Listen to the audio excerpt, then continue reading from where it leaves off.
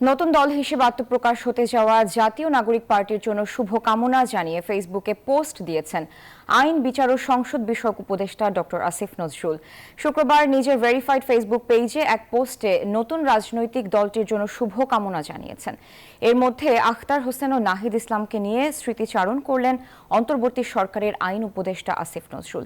আইন উপদেষ্টা লিখেছেন, নতুন সংগঠন করার কয়েক মাসের মাথায় তারা এক অসম্ভবকে সম্ভব করেছে।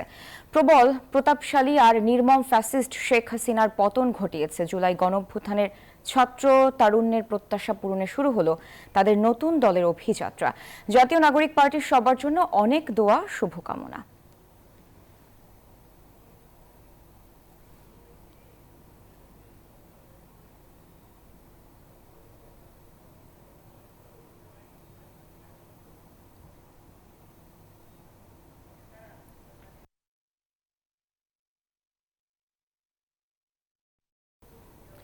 দর্শক, এই মুহূর্তে মানিক মিয়া এভিনিউয়ে প্রবেশ পথে আছেন আমাদের সহকর্মী জুবাইর সানি। আমরা যুক্ত হচ্ছি তার সাথে। সানি, নতুন দলের রাজস্বিক অভিষেক তো আর কিছুক্ষণ পর, তো প্রবেশ পথের এখনকার চিত্র কেমন দেখছেন জানাবেন সেখানকার সবশেষ আপডেট।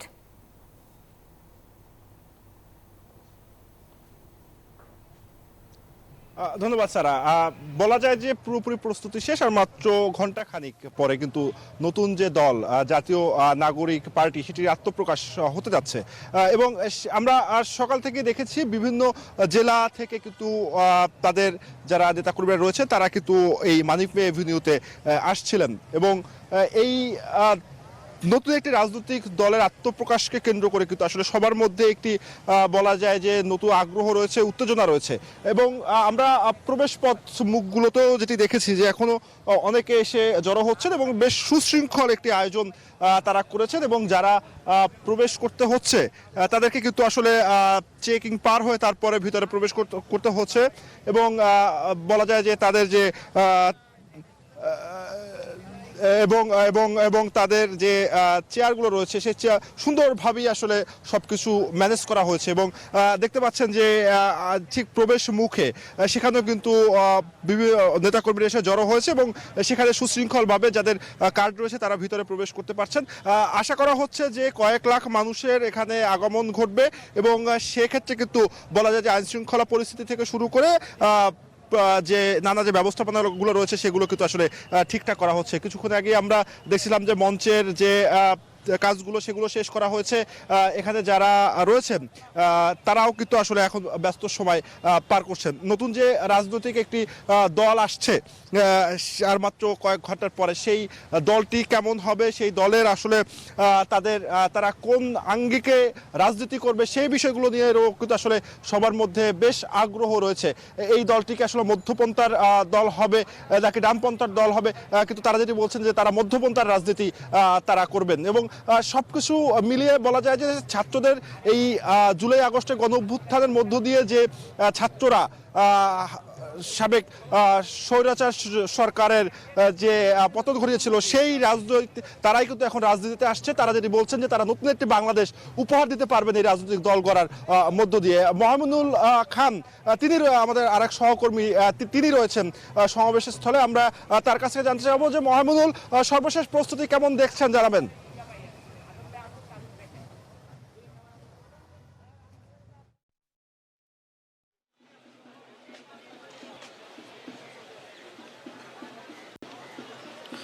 ধন্যবাদ সানি আপনাকে। আমি কিন্তু এই মুহূর্তে দাঁড়িয়ে আছি ঠিক মূল যে মঞ্চ আছে তার ঠিক বাইরের অংশে, এবং এখানে কিন্তু মানুষজন আসতে শুরু করেছেন, বিশেষ করে যারা নতুন এই দলের নেতাকর্মী তারা কিন্তু এসেছেন।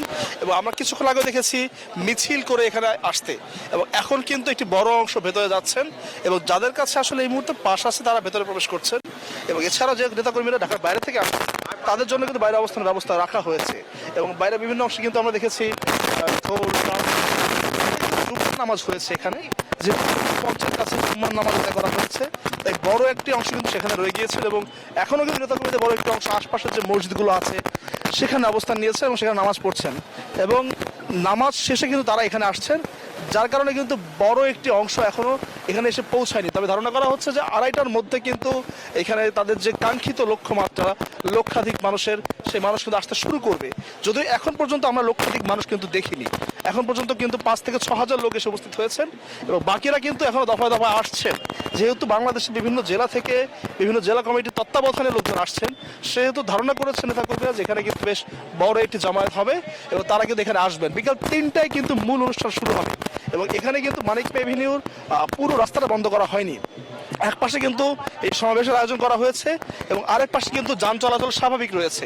সকাল থেকে আমরা দেখেছি কিন্তু আরেক পাশে কোনো রকম যানজট বা যান চলাচল বন্ধ করা হয়নি, তবে একটি রাস্তার একটি অংশ কিন্তু বন্ধ করে দেওয়া হয়েছে। এই যে মঞ্চের বাইরের অংশে যারা রয়েছেন, এখান থেকে কিন্তু এই ছিল আমার কাছে সর্বশেষ তথ্য। এখন চলে যাচ্ছে আমরা মূল মঞ্চে আমাদের সহকর্মী মাঝারের কাছে। মাঝার, মূল মঞ্চে কি অবস্থা একটু জানাবেন আমাদেরকে। আপনাকে ধন্যবাদ। আপনি যেমনটা বলছিলেন যে আজকে নতুন পার্টি আত্মপ্রকাশকে কেন্দ্র করেই যে অবস্থা, সেটি কিন্তু সকাল থেকে ব্যাপক জাঁকজমকভাবে শুরু হয়েছে এবং আমি ঠিক একেবারে মূল স্টেজের সামনে দাঁড়িয়ে আছি। বেলা 3টায় মূলত এই প্রোগ্রামটি আনুষ্ঠানিকভাবে শুরু হওয়ার কথা। এই আনুষ্ঠানিক শুরু হওয়ার আগেই কিন্তু যারা আশপাশের নেতাকর্মী এবং বিভিন্ন জেলা থেকে নেতাকর্মী যে আসছেন, সেটি কিন্তু আমাদের সহকর্মীরা বলছিলেন। আজকের যে প্রধান আকর্ষণ সেই মূল স্টেজ, যেহেতু বেলা 3টায় প্রোগ্রাম শুরু হবে, এখন পর্যন্ত নেতাকর্মী বা দলের যারা হাই ভোল্টেজ নেতা আছেন তারা এখনো আসেননি।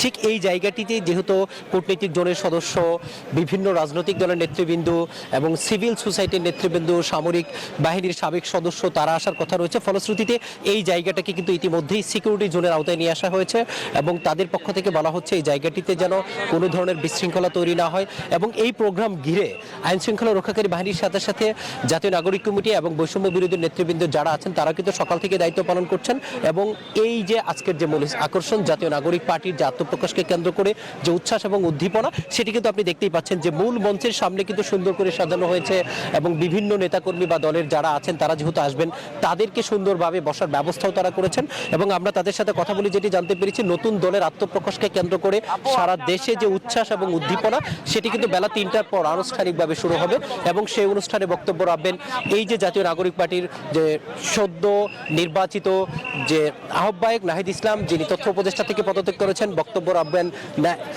সদস্য সচিব আক্তার হোসেন, রাখবেন সার্জিস আলম, হাসনাত আব্দুল্লাহ সহ এই দলের ঊর্ধ্বতন নেতৃবৃন্দ আছেন যারা তারা। ফলশ্রুতিতে এই আজকের যে অনুষ্ঠান সেটি হচ্ছে এই প্রোগ্রাম এখন পর্যন্ত সুন্দরভাবেই আছেন এবং আমরা যতটুকু জানতে পারছি এই প্রোগ্রাম একেবারে শেষ পর্যন্ত সুন্দরভাবেই চলবেন। আমরা চলে যাচ্ছি আমাদের আরেক সহকর্মী যিনি দাঁড়িয়ে আছেন তার কাছে থেকে আমরা সর্বশেষ তথ্য জানবো। এই ছিল আমার কাছে সর্বশেষ তথ্য। মাঝার, মোহাইমেন ও জুবার তিনজনকেই ধন্যবাদ। দর্শক, মানিক এভিনিউ থেকে যুক্ত ছিলেন আমাদের সহকর্মীরা।